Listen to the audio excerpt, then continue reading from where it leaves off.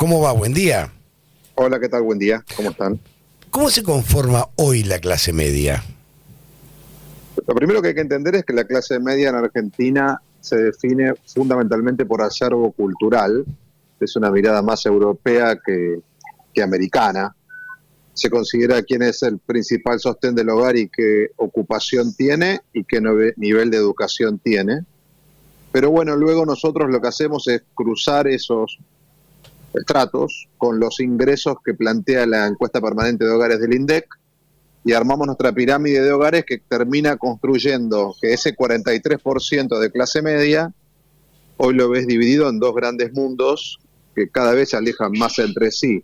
La clase media alta, que tiene un ingreso familiar promedio mensual, recuerdo es por familia, no sueldos, ¿no? Uh-huh. Al primer trimestre de 4,5 millones de pesos por mes, mientras que la media baja tiene un ingreso promedio mensual por familia de 2,100,000 pesos por mes, en menos de la mitad.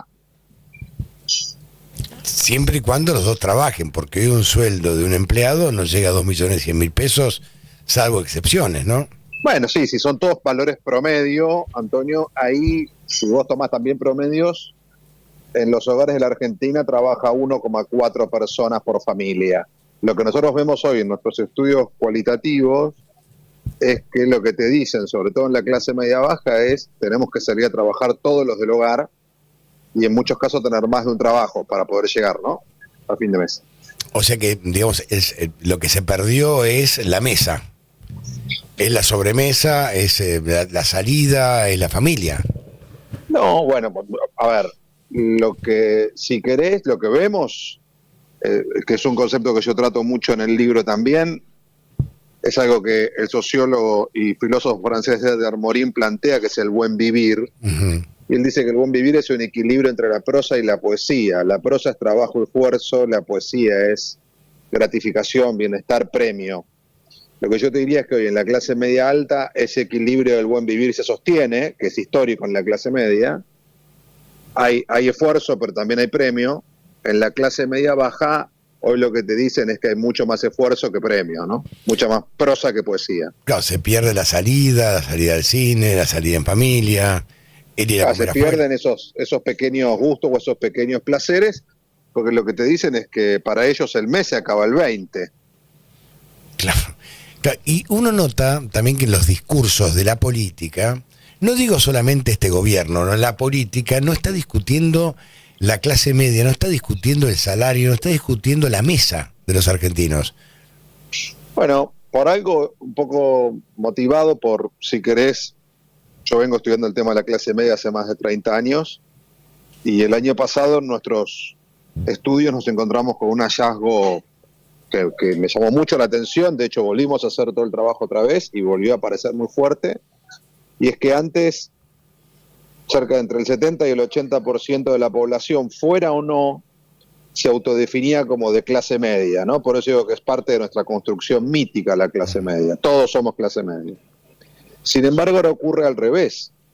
Cuando antes tenía gente de clase baja, técnicamente, que se autopercibía como de clase media y se tranquilizaba con eso, hoy tenés gente de clase media baja que te dice, yo no soy más clase media, soy clase trabajadora, que es un significante de los sectores más obreros, digamos, o soy clase remadora o luchadora, en forma más coloquial, o lo que es peor, soy pobreza intermitente, que ahí eso ya habla que en muchos casos, como hay trabajo informal, depende si un mes haya menos o más trabajo, en qué lugar consideran ellos que están, independientemente de dónde estén, ¿no?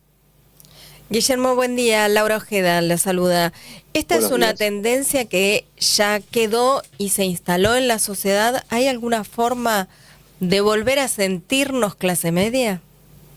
Sí hay. Hoy te diría que está muy instalada y muy coagulada.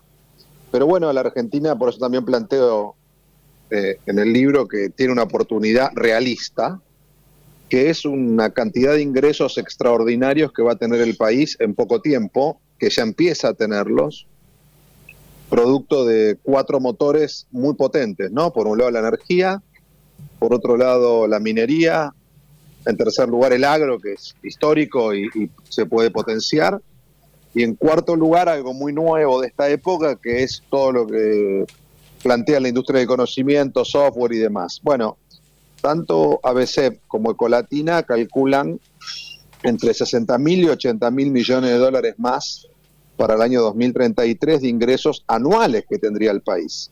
Ahora, la pregunta que queda flotando es que si eso ocurriese, primero hay que llegar hasta ahí, ¿no? Y dos, si eso ocurriese, tenemos que poder respondernos cómo llega el litio de Catamarca o el petróleo de Neuquén a los distintos conurbanos. Es decir, Claro, ¿cómo derrama? si vamos a ser exactamente, si vamos a ser capaces de reconstruir una sociedad más homogénea que recupere por lo menos una parte de lo que perdimos de la histórica clase media, que en los 70 era 3 de cada 4 habitantes y hoy es menos de 1 de cada 2, digamos, hoy es 43% de la población, o si vas a consolidar aún más la fragmentación y dividir el país en dos porciones bastante distintas una de la otra, ¿no?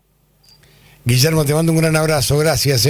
Muchas gracias, hasta luego. Guillermo Oliveto, especialista en consumo y humor social. Tenemos una